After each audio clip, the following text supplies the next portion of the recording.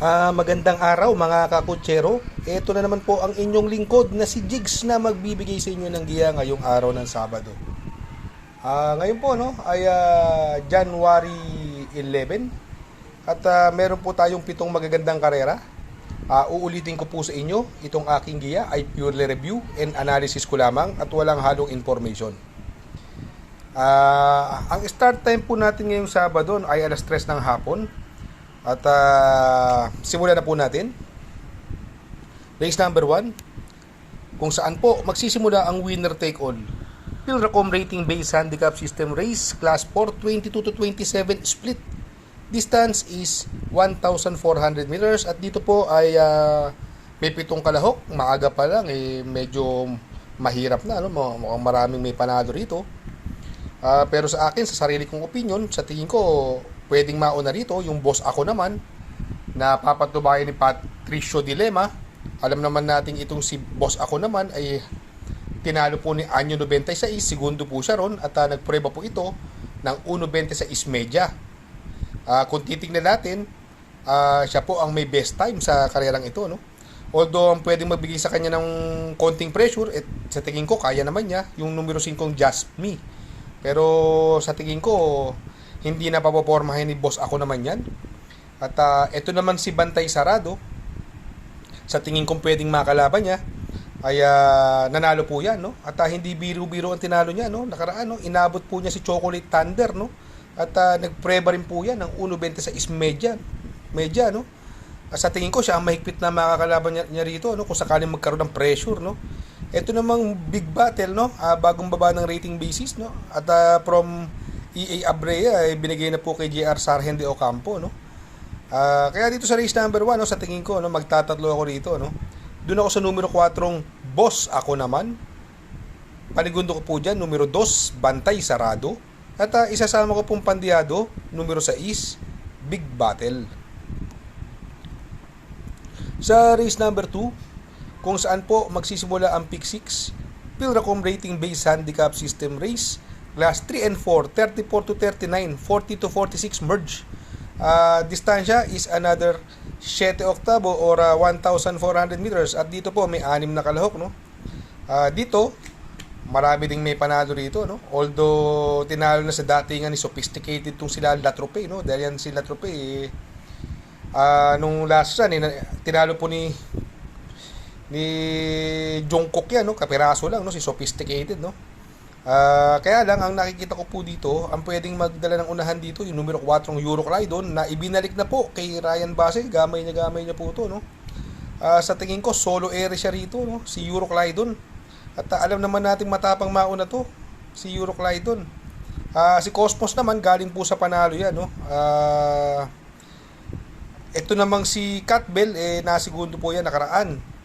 Meron na rin po yan si Catbell. At itong si Shanghai Silk, always in the money, sa kanyang last 3 runs, pero ako dito, doon ako sa solo ere, yung numero 4 Euroclydon.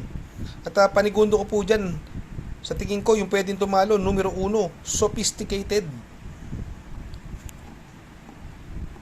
Sa race number 3, kung saan magsisimula po ang pick 5, Pilracom rating based handicap system race, class 4, 28 to 33 split, 1,400 meters is the journey. At dito po, meron po tayong 7 kalahok. Dito po, kung mapapansin natin, baka makaulit ito. Pa-aumento yung kabayo, yung numero 2, Basket of Gold, Napapatnubayan pa rin ni Claro Espare. Pinanalo niya po yan nakaraan, si Basket of Gold. At wala akong nakikitang ibang matulin dito. Sa tingin ko, solo ere po siya rito. Alamin nyo lang po ang mga balita sa gigilid.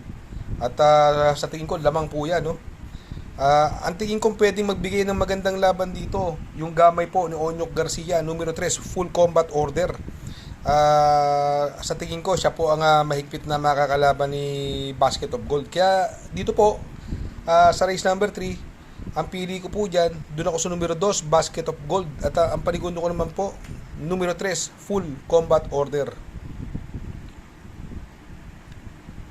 Sa race number 4, kung saan po magsisimula ang pick 4, Pilracom rating based handicap system race, class 4, 16 to 21 split.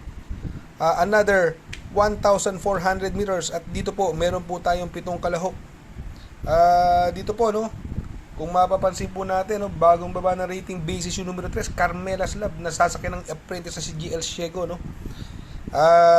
Sa tingin ko, pwedeng siya mauna rito, no. Itong si High Roller naman, nung nakaraan, nasigundo po ito, si High Roller. Dehado po yan nung nakaraan at papatnubayan na po from Pabs Cabalejo to Kelvin Abobo. Sa tingin ko, siya ang mahigpit na makakalaban ni Carmela Slab. Ang mga pwedeng rumimate, andyan yung Isla Puting Bato. Itong Electrify galing sa panalo, pero sa tingin ko tumaas siya ng grupo. Itong si Agaron, ito yan, pwedeng rumimate rin po yan, magandang dihado yan, no? Pero para sa akin, no, itong race number 4, magdadalawa po ako dyan. Doon ako sa numero 1, High Roller. At panigundo ko naman po, numero 3, Carmela Slab. Sa race number 5, Pilracom Rating Based Handicap System Race, Class 6 to 10 split.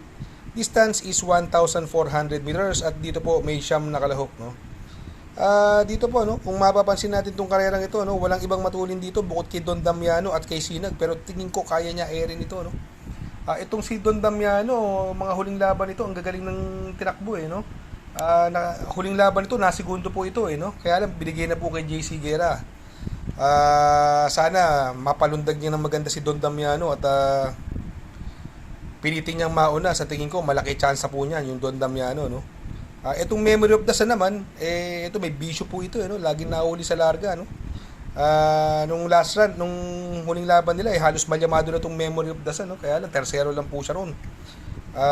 Ito namang si Destiny, ayan, sa tingin ko, malaki panalo niya. Yan po ang pwedeng rumimati niya. At yung Top Romance, no? Ito si Top Romance, unti-unti sinusubukan na po ito ni DL Camanyero, no? Deremati po yan at angkop po ang distansya para sa kanya, no? Kaya dito sa race number 5, magtatatlo po ako dyan.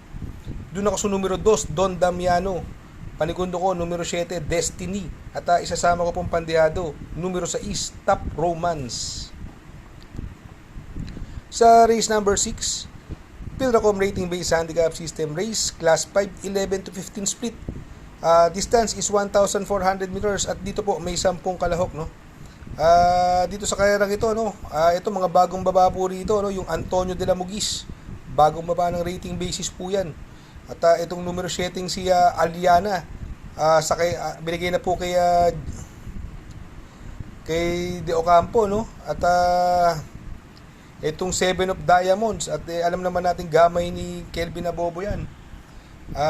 Sa tingin ko ang magdadala ng unahan dyan yan, si Aliana at si Windstorm. Pag sakay ni DL Camanyero yan si Aliana, si ME De Ocampo yung Aliana, magaling sa kanya yan. Yan yung paglarga, paglundag, ang layo agad bandera pag siya ang sakay niya, no. Kaya sa tingin ko malaki panalo po niya, no. Itong Antonio de la Mugis naman, gamay na gamay po ni Jomel Storque, no. At sa tingin ko napakababa niya po sa laban dito. Yung 7 of Diamonds naman, ito angkop po yung distansya, no. Pwedeng siya po rumimate sa laban na to. Kaya dito sa race number 6, magtatatlo po ako diyan. Doon ako sa numero 3, Antonio de la Mugis. Panigundo ko, numero 7, Aliana. At isasama ko pong pandiado, numero 9, 7 of Diamonds. Sa race number 7, sa last and final race, Pilracom Rating Based Handicap System Race, Class 5, 11 to 15 split. Distance is another 1,400 meters. Anybody's race po ito at 10 po ang kalahok dito. Ang mga may panalo dyan, sa sarili kong opinion, yung Red Soul, Sampaloc Pride, nag-uumento po ito, nakakailang panalo na to. Heroes del 96, Money for Bipani, gamay na gamay po ni JR De Ocampo yan. Polite Bell, gumanda lang po ang lundag, may panalo po yan. At itong My Dad Bogart, no, magandang dehado po yan dyan, no. Pero sa sarili kong opinion dito, baka wala lang paunahin ito, yung Money for Bipani. Yan po ang napupusuan ko dyan, yung Sampaloc Pride, sa tingin ko dahil nag-uumento, pwede pa rin manalo to sa grupo na to. At ito naman magandang dihado, no, yung numero 9, My Dad Bogart, no. Nung mga huling nung mga huling laban niya, hindi lang magaganda pero tumaas po ng grupo yan. Kaya lang ang nagpapanalo po noon si JR De Ocampo, no. Pero hindi ko pa rin aalisin yan. Magandang diado po yan. No? Kaya dito sa race number 7, magtatatlo po ako dyan. Doon ako sa numero 6, Money for Bipani. Panigundo ko, numero 4, Sampaloc Pride. At isasama ko pong pandiado dyan, numero 9, My Dad Bogart. Shout out nga pala kay Sir Pax ng Barkadahan OTV. Located po siya sa 1139 New Antipolo Street, Corner Vargas. Malapit lang po sa Abad Santos, yung bagong ginawang tulay. Very convenient and attentive po ang mga tao. Pwede po kayong mag-EB at party while betting on racing. Baka magawi kayo dyan sa Herrera, Corner Oroqueta. Andyan po ang Pipay's Halo-Halo. Ang isa sa pinakamasarap na halo-halo at homemade lahat ng ingredients po dyan. Ultimo Ice Cream. Tabi lang po yan ng Pares. At tatapat po ng Kapihan. Shout out kay Sir Arnel Mendoza. Please support his channel. Shout out po Sir Arnel Mendoza. Good luck mga kakutsero. Sana po matapat ang ating giya at yung mga nakasunod, sana po ay magsitama po kayo. Ako yung makikiusap lamang at makikisuyo sa inyo na please like, share, subscribe, and hit the notification bell para update kayo sa aking mga giya. Good luck po and happy racing.